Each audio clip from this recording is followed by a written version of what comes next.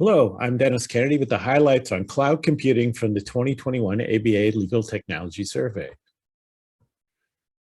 The 2021 ABA Legal Technology Survey results will be important historically because they give us the first look at how lawyers responded to the COVID-19 pandemic. Spoiler alert, we did not see anything like the movement to the cloud we might have expected. In fact, the 2021 results might be interpreted as another example of lawyers being late arrivals to technologies widely in use in other professions and businesses. Nonetheless, we still expect the practice of law to be much more cloud intensive in the near future than it is now, with courts and clients driving many of the changes. Do you really think Zoom meetings, online court hearings, and other forms of online collaboration tools will really go away after what we've seen in the pandemic? So what is the cloud? The terms cloud and cloud computing are now familiar to most lawyers, but it's good to set out the basics because there can still be some confusion about definitions and acronyms. In the enterprise IT world, you will find public, private, and hybrid clouds, and many flavors of as a service, software as a service, or SaaS, structure as a service, and platform as a service, to name the three most common. The 2021 survey focused on the basic concept of a web-based software service or solution, including software as a service or SaaS. In practical terms, you can understand cloud computing as software or services that can be accessed and used over the internet using a browser or commonly now a mobile app, where the software itself is not installed locally on the computer being used or accessing the service. Your data are also processed and stored on remote servers rather than local computers and hard drives. Cloud applications are also referred to as web services or hosted services. Cloud services might be hosted by a third party, and most commonly that's Amazon Web Services or the Microsoft Azure platform, or more commonly in the legal profession by a provider running its service on Amazon, Microsoft, or another cloud platform. It's also possible, though unlikely, that a large law firm could host and provide its own private cloud services. The cloud approach has become quite popular in the business world. For example, Salesforce.com, Basecamp, Microsoft 365, Zoom, Microsoft Teams, LinkedIn, and Slack. And for individuals, Dropbox, Gmail, Evernote, Netflix, Facebook, and many more. There are also a growing number of legal-specific cloud services such as Clio, Rocket Matter, NetDocuments, Practice Panther, MyCase, and many more. Many people also use cloud applications daily in their personal lives, from Gmail to Dropbox to Netflix to Zoom to FaceTime and Facebook. According to a report by Sky High Networks, the average number of cloud applications used by each employee in large business enterprises has been estimated at 36 apps. In the legal profession, it's a much different story. Legal is a lagging industry in cloud use. That said, it's still surprising that even in 2021, the reported use of cloud computing in law practice stayed flat or even declined, despite the pandemic and all the news coverage about Zoom meetings and working from home. This result is difficult to comprehend, let alone explain. However, that's not even the biggest story.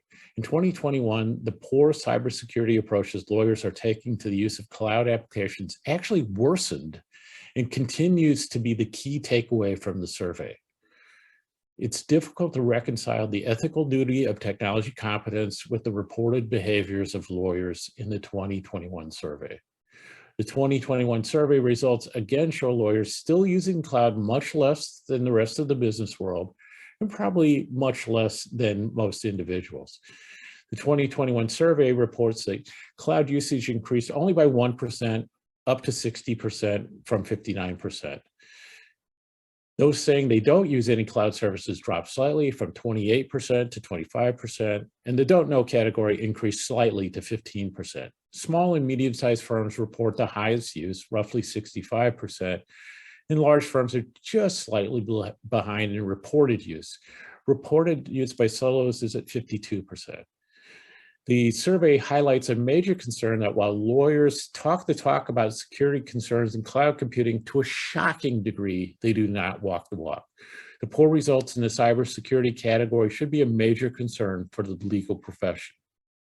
If you take only one thing from this tech report to add to your 2021 technology agenda, should be to up your game on cloud security for your sake, and even more so for the sake of your clients. The key cloud computing benefits have remained constant over the year. Lawyers and law firms see the cloud as a fast and scalable way to use advanced legal technology tools without the need for a substantial upfront investment in hardware, software, and support services. Cloud services are generally made available in the form of a subscription with a periodic fee, typically monthly or annually, per user. A popular example of a cloud service is Dropbox, a cloud service for file storage and sharing that 62% of lawyers reported that they are already using. That makes Dropbox the most commonly used cloud service for lawyers by a considerable margin. In fact, nearly 5 times as many respondents use Dropbox as the most popular legal-specific cloud tool. Despite the unexpectedly slow growth in 2021, cloud computing appears to be moving toward becoming a standard approach in legal technology, albeit more slowly than many expected. As you will note from some of the detailed survey results, there still appear to be some fundamental misunderstandings by respondents as to what cloud services are. And yes, the 62% number for Dropbox is higher than the 60% of respondents who say they use the cloud at all, which illustrates that point. Let's go to the survey highlights. Cybersecurity has passed the crisis point in lawyers' use of cloud services in the COVID-19 world. The 2021 survey results showed further slippage in the already lax compliance of lawyers with even the most basic cybersecurity practices. Although lawyers say that confidentiality, security, data control and ownership, ethics, vendor reputation and longevity, and other concerns weigh heavily on their minds, the employment of precautionary security measures is actually quite low. No more than 35% of respondents were taking any one of the specific standard cybersecurity measures listed in the 2021 survey question on this topic. A stunning 18% of respondents, up from 11%, reported taking none of the security precautions of the types listed. Only 37% of respondents report that the adoption of cloud computing resulted in changes to internal technology or security policies. These are shocking numbers. Do you feel safe? Cloud usage held steady at 60% despite the pandemic. Small and medium-sized law firms led the way, followed very closely by large firms. However, these overall results can be confusing given the answers to other questions, suggesting the possibility that actual usage might be higher than the reported usage. For example, many mobile apps are also essentially front ends for cloud services. Many lawyers who do not think they're using cloud may in fact be using it every day, especially through mobile apps. Other examples include the absence of Zoom from the list of top tools used, and the strange result that more respondents use Dropbox, 62%, than use the cloud, 60%. Lawyers continue to use popular business cloud services like Dropbox, Microsoft Teams, Microsoft 365, iCloud, Box, and Evernote at higher rates than dedicated legal cloud services. Clio and NetDocuments continue to rank as the highest among the legal-specific cloud services. The biggest gainer in 2021 is Microsoft Teams, which went up to 48%. Note that Zoom did not make the ratings. Clio continues to be the most popular legal cloud service named by respondents at 13%, followed by NetDocuments at 10%, and MyCase at 4%. roughly the same as in 2020. These results might reflect both the difficulties lawyers and others have with determining what exactly is a legal cloud service and the increased number of legal cloud services providers, especially in the case management category. Note that services that many would consider cloud, Westlaw, LexisNexis, Fastcase, just to name a few, do not show up in the results. Lawyers are becoming more familiar with cloud technologies and are attracted by anytime, anywhere access, low cost of entry, predictable monthly expenses, and robust data backup. Notably, only 27% indicate that cloud services provide the benefit of giving greater security than they can provide on their own. Compare this level of confidence to the actual security practices of lawyers, and you will see why there are major concerns around cybersecurity efforts in the legal profession. Concerns about confidentiality and security, 61%, and lack of control over data, 43%, lead the list of biggest concerns about cloud services by a wide margin. Almost 96% of lawyers rate the reputation of the vendor as important, vary 76% or somewhat 20% in their decision-making process. The 2021 survey results also suggest that client focus is not a primary driving factor for lawyers using and considering the use of cloud computing. The consideration of client needs, expectations, and desires should be a key target area for innovative lawyers and law firms.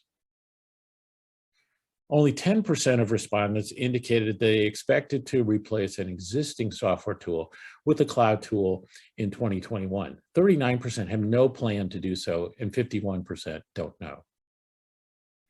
More than 40% of lawyers are at firms with extranets. Extranets are used primarily for firm lawyers, 88%, and much less likely for clients, 36%, or external collaboration, 29%. So what conclusions should you draw from the 2021 survey results? The 2021 Legal Technology Survey shows that for a majority of lawyers and firms, cloud services are now part of the IT equation. Overall, reported growth in cloud use stayed relatively flat, even in the face of a pandemic and many lawyers working from home. However, the continuing lack of actual attention to confidentiality, security, and due diligence issues remains a serious and disturbing concern, especially with the growth of ransomware and other cyber attacks.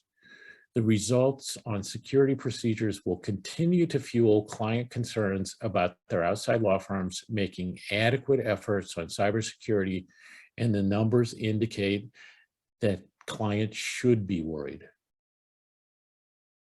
There is much that law firm IT departments and technology committees, legal technology vendors and consultants, corporate law departments, clients, and all legal professionals interested in the adoption of technology by lawyers can learn from these results. They give us much to think about and some indications where firms might want to move their technology strategies in the coming year and beyond. Cloud cybersecurity must be at the top of the list of questions for clients to ask their law firms. The most disappointing result of the 2021 survey, you can't even tell from the numbers that a pandemic was happening. This report was written using the data from the Law Office Technology volume of the 2021 ABA Legal Technology Survey Report. I'm Dennis Kennedy, and please feel free to reach out to me to discuss this tech report. I encourage you to participate in the 2022 Annual ABA Legal Tech Survey.